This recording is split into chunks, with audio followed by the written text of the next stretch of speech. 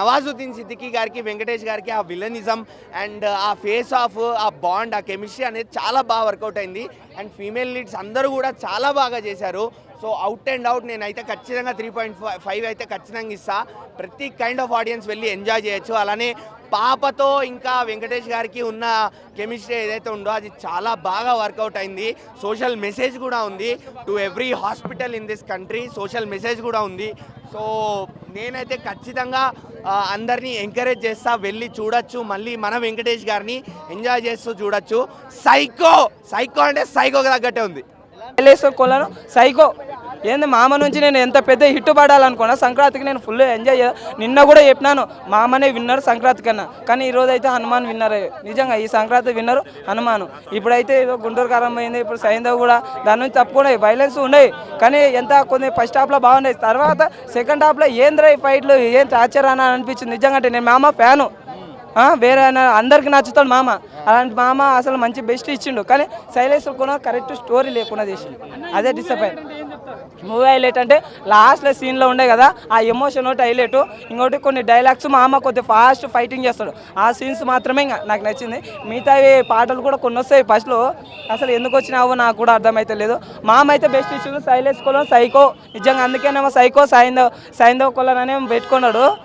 అదైతే నాకైతే కొద్దిగా డిసప్పాయింట్. మామ ప్రతి సంక్రాంతికి అల్లుళ్ళు వస్తాయి, సార్ మామ వచ్చిన మామ కూడా డిసప్పాయింట్ చేసిన. హనుమాన్ సినిమా అయితే విన్నారన్న. ఇప్పుడే సైంధవ్ అనే సినిమా చూశాను. ఏంటంటే వెంకటేష్ గారు F3 సినిమా తర్వాత మన ఆడియన్స్ ముందుకు వచ్చారు. మూవీ అయితే చాలా అంటే చాలా బాగుందన్న. ఏంటంటే అసలు మూవీ యాక్చువల్గా చెప్పాలంటే ఈ సంక్రాంతికి రావాల్సిన మూవీ కాదు ఇది. ఏంటంటే సంక్రాంతికి ఎవరైనా సరే, అంటే సినిమా బాగాలేదని చెప్పట్లేదన్న, సినిమా ఓవరాల్గా ఏంటంటే పక్కా ఎమోషనల్ సినిమా. ఏంటంటే థియేటర్లో ఉన్న ప్రతి ఒక్కళ్ళు ఏడవనోడు ఎమోషనల్ కానోడు అంటూ ఎవరు లేడు. ఏంటంటే అంత మంచి ఎమోషనల్ సినిమా ఇది. కాకపోతే మనం ఇంతకుముందు బోయపాటి అండ్ వెంకటేష్ గారి కాంబినేషన్లో వచ్చిన తులసి సినిమా ఏంటంటే కొడుకు కోసం పాకులాడే సీన్స్ ఉంటాయి.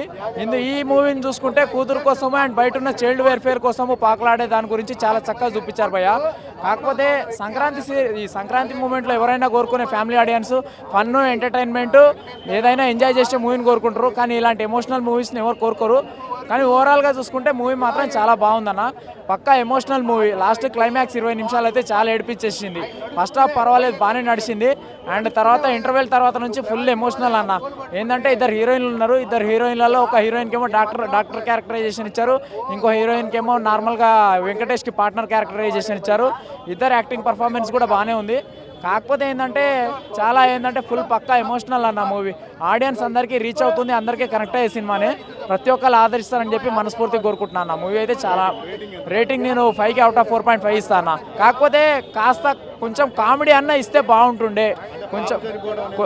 కొంచెం అది నచ్చలేదన్న, అది నచ్చలేదు. ఇంకోటి ఏంటంటే కొంచెం కామెడీ అన్న పెట్టుంటే బాగుంటుండే కదా.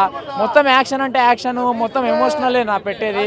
కాస్త కామెడీ పెట్టుంటే ఆడియన్స్ కూడా డిసప్పాయింట్ కాకుండా ఉండేవాళ్ళు కదా అని అనుకున్నాము. కాకపోతే మూవీ ఓవరాల్గా చూసుకుంటే అందరికీ నచ్చే సినిమా ఇది. థ్యాంక్ యూ అన్న.